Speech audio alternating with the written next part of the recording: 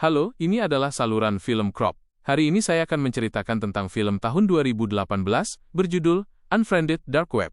Peringatan, ada spoiler di depan, hati-hati dan jaga diri. Sistem operasi menyala dan seseorang mencoba mengambil kata sandi. Ternyata itu adalah tanda tanya. Bersamaan dengan sistem operasi, webcam dan Spotify diluncurkan. Tokoh utama kita, Matthews O'Brien, ternyata ada di depan komputer. Dia menyalakan lagu dan mulai menguji laptop barunya. Matthews menciptakan sebuah program yang bisa mengenali bahasa isyarat dan mengubahnya menjadi teks dan sebaliknya. Dia menambahkan beberapa gestur baru dan ingin membagikannya dengan pacarnya, Amaya, yang selalu diajaknya mendengarkan daftar putar yang sama. Matthews mulai menunjukkannya kepada Amaya dan menjadi jelas mengapa dia membuat program ini. Amaya tidak bisa berbicara. Koneksi terputus dan seseorang menulis kepadanya. Matthews dipanggil untuk memainkan sebuah permainan di Skype. Saat dia hendak keluar dari Facebook, dia menyadari bahwa komputer terus-menerus menawarinya kata sandi tersimpan dari seseorang bernama Aura, dan memutuskan untuk masuk menggunakan akun Aura. Matthews langsung dibanjiri pesan. Para gadis mengirim foto mereka, dan terus-menerus menanyakan segala hal kepadanya, tetapi begitu dia mencoba melihat sesuatu, teman-temannya memanggilnya dan mereka mulai bermain. Para pria seharusnya bertemu, tetapi semua orang terlalu malas untuk pergi ke rumah teman mereka, dan mereka memutuskan untuk menghabiskan waktu di Skype. Setelah beberapa waktu, komputer membeku dan semuanya macet. Matthews masuk ke Facebook lagi dan melihat pesan. Para gadis terus-menerus menulis tentang pembelian tiket pulang. Rupanya pemilik laptop tidur dengan mereka, dan pergi berjanji akan membelikan mereka tiket. Matthews terhubung kembali ke percakapan dengan teman-teman di Skype dan secara bersamaan mencoba mencari tahu mengapa komputernya macet dan tidak berfungsi dengan baik. Ternyata itu semua karena hard drive. Di sisi lain, apa yang bisa Anda harapkan dari komputer bot yang dibeli dengan tangan? Seorang teman Matthews menyarankan cara melihat ruang harddisk menggunakan program, dan tokoh utama kita melihat bahwa hampir seluruh harddisk tersumbat dengan beberapa folder tersembunyi. Pria itu menulis perintah untuk membuka kunci folder tersembunyi, dan Matthews benar-benar menemukan folder baru di desktop. Ada banyak video di folder ini di mana beberapa orang direkam. Dia menutup folder sementara di Skype dua gadis berbicara tentang pertunangan mereka. Sekarang mereka akan menikah. Amaya tidak menanggapi pesan Matthews. Dan saat dia meninjau video gabungan mereka, gadis itu mulai menelponnya di Facebook. Matthews mengangkat telepon, dan mereka mencoba berbicara tetapi tidak berhasil. Amaya tersinggung dan menutup telepon. Pada saat ini, pemilik laptop mulai menulis kepadanya, memintanya untuk mengembalikan laptop dan memanggil Matthews pencuri. Matthews mengatakan dia akan meninggalkannya di tempat dia menemukannya, jadi cerita pembelian laptop itu masih fiksi. Matthews hendak mematikan komputer tetapi dia dihentikan oleh serangkaian pesan dari pengguna tak dikenal. Dia menulis ke akun pemilik laptop dan meminta untuk mengambil beberapa pesanan.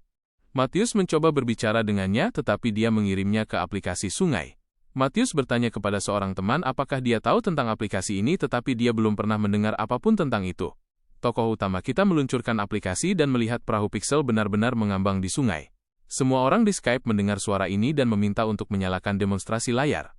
Salah satu dari mereka tahu aplikasi ini. Dia mengatakan bahwa itu merujuk ke dark web. Tempat di internet yang tidak diindeks oleh mesin pencari dan semua pengguna dicatat sebagai Karen, yaitu pemandu ke dunia orang mati. Para pria meminta untuk menunjukkan Facebook, di mana mereka memahami bahwa nama panggilan orang ini juga Karen, tetapi sebaliknya. Setelah itu mereka mulai menonton video dari komputer, di mana mereka melihat banyak materi yang diambil dari kamera. Salah satu pria menjelaskan bahwa pemilik laptop adalah peretas yang terhubung ke titik Wi-Fi, yang tidak terlindungi dan meretas kamera. Ini adalah perintahnya. Mereka membuka folder dan melihat dompet Bitcoin. Ada jutaan dolar di dalamnya. Jika Anda mentransfer uang, seseorang menulis kepada pemilik laptop detail pesanan dan para pria memutuskan untuk menonton video terbaru di folder dengan klip. Ada video mengerikan di mana orang-orang disiksa dan dibunuh. Para pria memahami apa yang terjadi. Seseorang memesan seorang gadis dan sisanya membayar dan menulis detail bagaimana mereka akan menyiksanya. Pada saat ini, pemilik laptop sendiri menyelinap ke kamar Amaya. Dan saat dia di kamar mandi, menculik tetangganya, dan dia sendiri terlihat seperti gangguan komputer yang solid. Dia mengatakan dia tahu semua yang dia lakukan di laptopnya, dan mendengar semua yang dia katakan, dan jika seseorang meninggalkan percakapan Skype mereka, dia akan mati. Matthews meyakinkan semua orang bahwa itu adalah satu permainan besar yang sedang dia kerjakan. Semua orang hampir tidak percaya padanya. Dia meyakinkan Amaya untuk datang kepadanya, dan secara bersamaan mencari di Google gadis dari rekaman terakhir. Ya, dia benar-benar menghilang, yang berarti pemilik laptop mengambil alihnya. Matthews terkejut dengan apa yang terjadi. Salah satu pria bertanya bagaimana dia melakukan semuanya dengan Bitcoin dan Matius datang dengan ide cemerlang. Dia mentransfer semua Bitcoin ke akunnya, sehingga melindungi momen. Beberapa saat kemudian, peretas itu sendiri memanggilnya. Dia mengatakan itu ide yang sangat buruk karena dompet sedang dipantau. Dia diundang ke sungai dan diminta kode yang akan mengidentifikasi dia sebagai pemilik. Dia mendapatkan kode dari peretas. Setelah beberapa pertanyaan, dia terputus dari sungai. Peretas mengatakan bahwa kesepakatan akan segera terjadi dan semuanya akan baik-baik saja. Para pria terus bertanya kepada Matius tentang permainannya, tetapi dia tidak selalu bisa menciptakan jawaban. Lexa sudah lama pergi untuk berbicara di telepon, dan dia masih belum ada. Sisa dari para Karen terhubung ke percakapan Skype dan mengirim tautan ke video yang diminta Matius untuk tidak dibuka, tetapi video itu sendiri terbuka di komputer semua orang. Di dalamnya, peretas menemukan kampus Lexa melalui Facebook dan mendapatkan detail kontaknya melalui peretasan situs. Dan kemudian video baru terbuka di mana dia didorong dari atap rumah. Kemudian para Karen dimatikan. Amaya memanggil Matius dan menunjukkan bahwa dia sudah mendekati kereta bawah tanah. Memanfaatkan saat teleponnya tidak terjangkau, dia memberitahu teman-temannya seluruh kebenaran. Mereka tidak berkata-kata karena pacar mereka baru saja meninggal di depan mereka. Matius berada di ambang histeria, tetapi dia tenang dan meminta mereka untuk ikut bermain dengannya. Mereka berpura-pura melanjutkan permainan kartu, dan pada saat koneksi menghilang, mereka mulai berbicara. Kemudian nari menghilang. Setelah beberapa waktu, para Karen terhubung ke percakapan lagi.